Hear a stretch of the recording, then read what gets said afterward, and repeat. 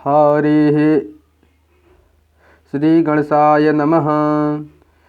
श्रीमातापितृभ्यां नमः। श्रीगुरुवेभ्यो नमः।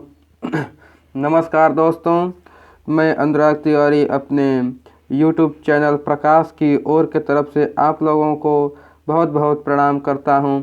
और आज हम लोग नित्य कर्म पूजा प्रकाश में नित्य किए जाने वाले क्रिया को कुछ समझेंगे और देखेंगे क्या लिखते हैं याज्ञवल्क्य जी। तो ध्यानपूर्वक सुने। लंबोदरम परम सुंदरमेकदंतं रक्तांबरम त्रिनयनं परम पवित्रम उदयदिवाकरनेभ्यो जलकांतिकांतं विघ्नेश्वरम सकलविघ्नहरं नमामि। गृहस्थ के नित्य कर्म का फल कथन इसमें हम बता रहे हैं।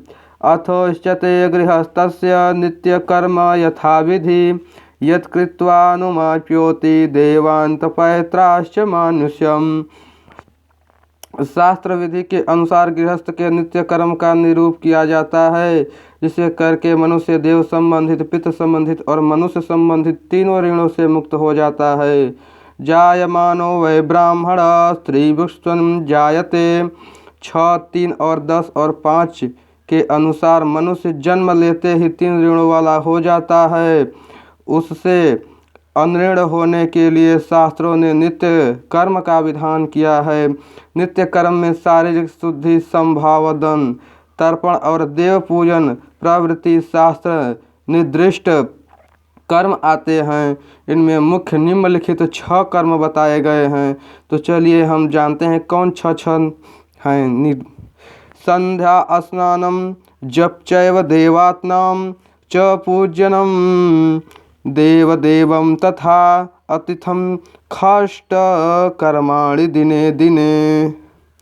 मनुष्य को स्नान, संध्या और जप, देव पूजन, बलि वैश्य देव और अतिथि सत्कार, ये 6 कर्म प्रतिदिन करने चाहिए।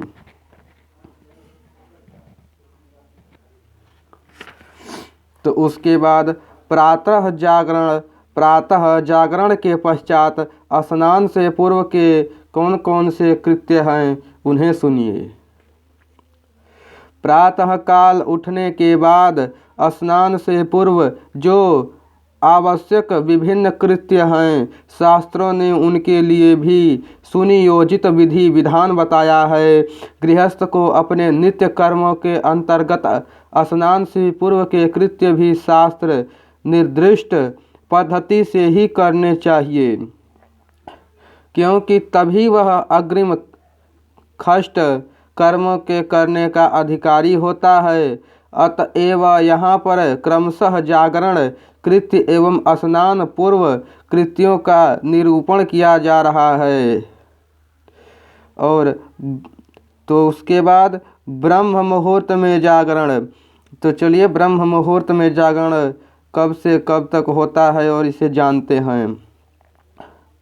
सूर्योदय से 4 घड़ी लगभग 1.5 घंटे पूर्व ब्रह्म मुहूर्त में ही जग जाना चाहिए। इस समय सोना शास्त्र में निषिद्ध माना गया है। ब्रह्म मुहूर्त में कभी सोना नहीं चाहिए, अन्यथा दरिद्रता, दुख और रोग ग्रसित शरीर आपका शरीर रोग ग्रसित हो जाएगा। इसलिए कभी भी ब्रह्म मुहूर्त में नहीं सोना चाहिए। लक्ष्मी आते आते चली जाएंगी यदि आप ब्रह्म मुहूर्त में सोएंगे, क्योंकि ब्रह्म मुहूर्त में माँ लक्ष्मी, सभी देव और सभी जो कि बहुत ही अच्छे विचार के प्राणी हैं, वे घूमते रहते हैं। और उसके बाद हम करावलोकन के बारे में जानेंगे। आँखों के खुलते ही दोनों हाथों के हथेलियों को देखते हुए निम्नलिखित श्लोक का पाठ करें। वो कौन सा पाठ है, कौन सा श्लोक है, उसे हम ध्यानपूर्वक सुनते हैं, ग्रहण करते हैं और आप लोग भी ग्रहण करिए। कराग्रे वस्ते लक्ष्मी कर मध्य सरस्वती कर मूले स्थितो ब्रह्मा प्रभाते कर दर्शनम।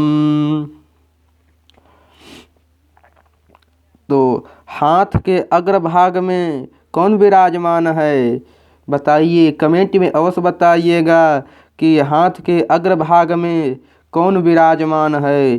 तो यहाँ पर लिखा गया है माँ लक्ष्मी विराजमान हैं। हाथ के मध्य में सरस्वती जी स्वयं विराजमान हैं और हाथ के मूल भाग में ब्रह्मा जी निवास करते हैं। अतः प्रातः काल दोनों हाथों का अवलोकन करना चाहिए। उसके बाद प्रातः जागरण के पश्चात स्नान से पूर्व के कृत्य भूमि वंदना करना चाहिए।